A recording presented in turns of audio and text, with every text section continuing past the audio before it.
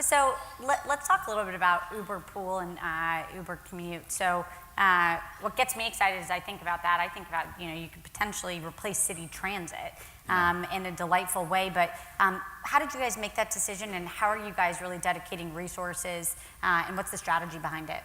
Well, look, the strategy for us is always finding ways to help people move that are more affordable and more convenient. And so Uber Pool's interesting. What happens is you push a button, Uber comes just like it did before. You open the door and you get in the car and there's somebody else already in the car. And that's because we're so dense in cities now in terms of activity that many times two people are taking the same trip at the same time, or very similar trips. Maybe you're along the route.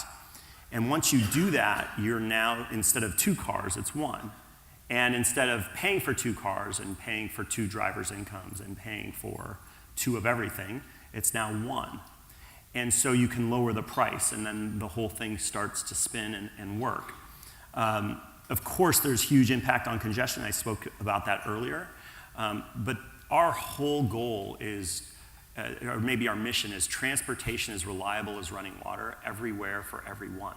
So a reliable way to get around your city without ever having to own a car.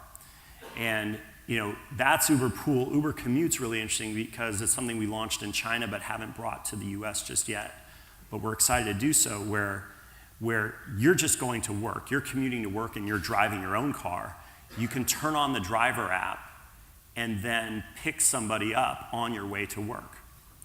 And again, this is just taking carpooling to the next level. And again, it fits that sort of cross between convenience and affordability.